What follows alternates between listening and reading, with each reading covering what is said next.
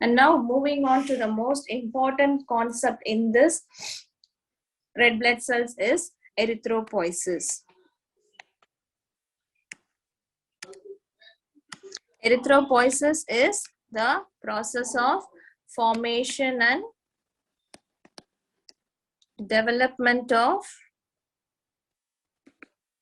RBC. Okay, so we have already seen in the hematopoiesis, it is from the proerythroblast. So that is the progenitor for this. So before moving into the stages of this erythropoiesis, you should know how it is taking place and in which part it is taking place.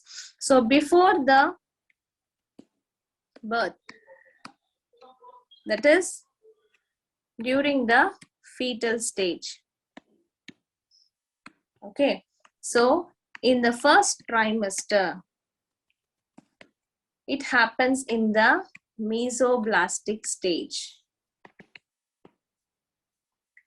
And during the second trimester of the fetal life, it will be done by the liver, so it is hepatic stage. And during the third trimester, the stem cells, the bones, so myeloid stage. So that is in the fetal life. And after the birth, this erythropoiesis in children up to 20 years, it will happen in all the bones, liver, and spleen. Okay, after 20 years, this erythropoiesis is mostly happening in the long bones like humerus, femur, and also the flat bones, skull, vertebra, ribs, sternum, pelvis. Okay, so this is the stages during the fetal stage. The first trimester is mesoblastic stage. Second trimester, it is by the liver hepatic stage. And the third trimester, it is the myeloid stage. And after the birth, up to 20 years, this is being accommodated by the bones, mostly up to 20 years by the liver, also the spleen. But after 20 years, mostly all the bones, long bones and the flat bones will take part its role. Even after 20 years during the adult stage, if there is emergency condition, like when the person is facing any trauma, hemorrhage, excessive blood loss, or for any other reason, the red blood cell count is getting decreased. During those stages, the liver and spleen will take part its role to maintain the normal count of the red blood cells. So this is the introduction for erythropoiesis. And now moving on to the stages. The stages of erythropoiesis. First one is the proerythroblast. So proerythroblast is the cell which is from the hematopoietic stem cells. And followed by that, you will have the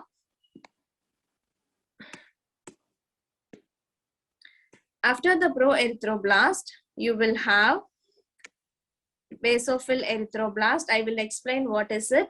And then polychromatophil erythroblast, orthochromatic erythroblast, and reticulocytes, then erythrocytes. Okay, so these are the stages. Why these names is being given is because in the proerythroblast stage, what is the most important event which is happening in this proerythroblast stage? So that is the stage where the chromatin starts appearing. Remember, just proerythroblast, basophil erythroblast, polychromatophil erythroblast, just the names alone is not enough. You have to know what is happening in all the stages. Apart from other hematopoiesis and the formation and development. Erythropoiesis is very, very, very important. So what is happening in this, which stage, that is very important to know.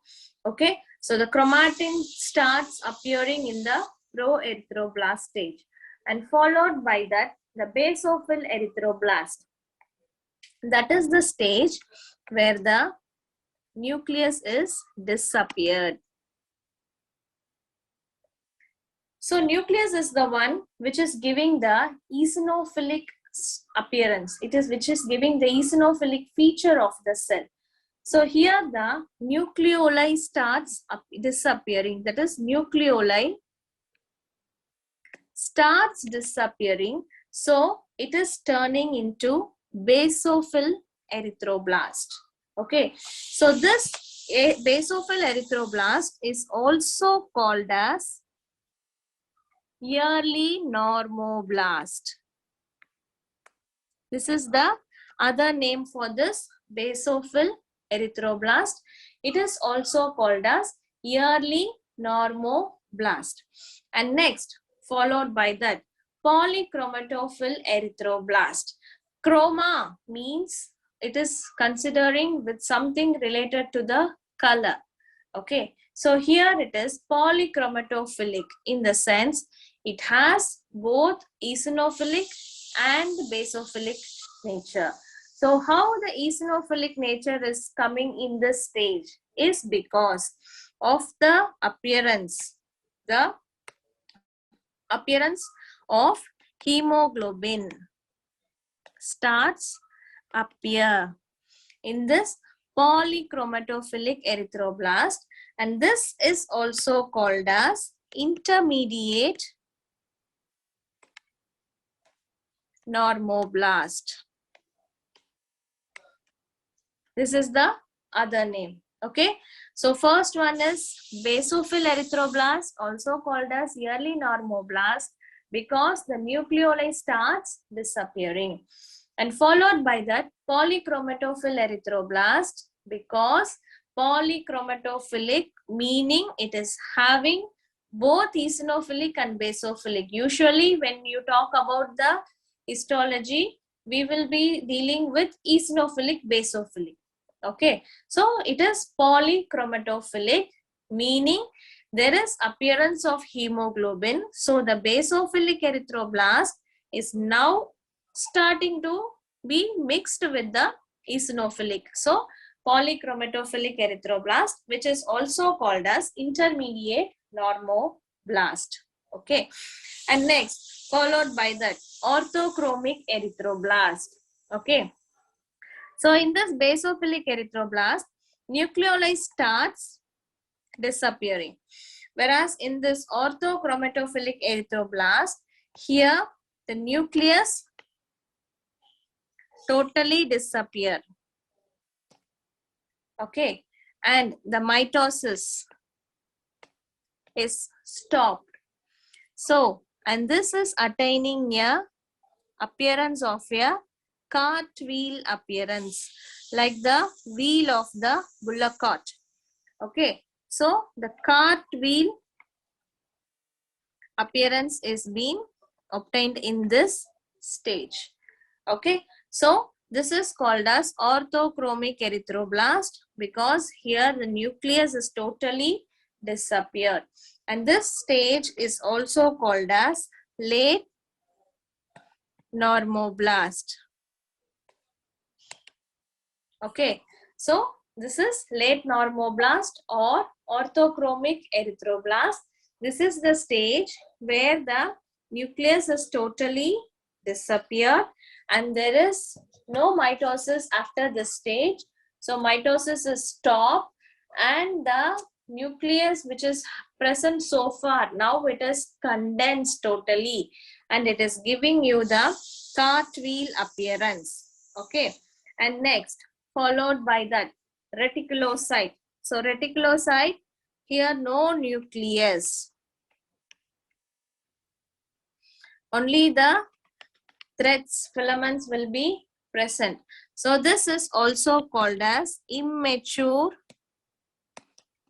RBC. Reticulocyte is also called as immature RBC. This immature RBC will be now forming the mature erythrocytes. Okay, so within 3 to 9 days, this reticulocyte will be formed into erythrocytes. They are the mature RBCs. Okay, so this erythrocyte is formed from the reticulocyte. For this, you need a hormone which is called as erythropoietin. Erythropoietin is the hormone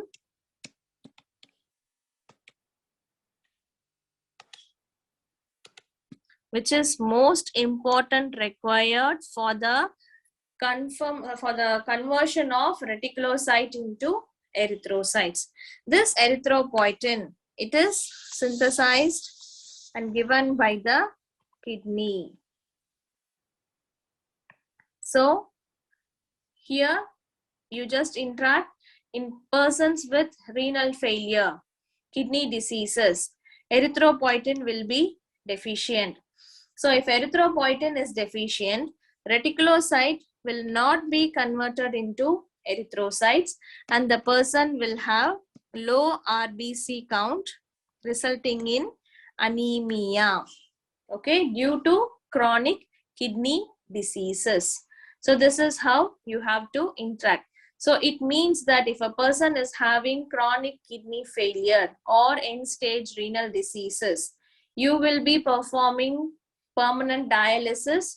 Together, the person will also have anemic condition and you have to give erythropoietin. Okay, so this is how you have to consider the clinical applications. Clear? So this is erythropoiesis. And now some important things which you have to remember how the questions will be asked is, in which stage the nucleus starts disappearing? Remember, the nucleoli starts disappearing in the early normoblast stage. So the nucleoli starts disappearing in the early normoblast stage. Remember, early normoblast, nucleoli starts disappearing. Okay, and polychromatophilic erythroblast or the intermediate normoblast, which stage hemoglobin starts appearing? That is how you will get the question. That is intermediate normoblast. Okay, and the cartwheel appearance of the contents is seen in the late normoblast or orthochromatophilic erythroblast. So this is how you will get the questions. RBC is a non-nucleated cell. So in the reticulocyte stage, immature RBC itself, there is no nucleus. Okay, clear? So this is how you will get the questions from the erythropoiesis. Okay,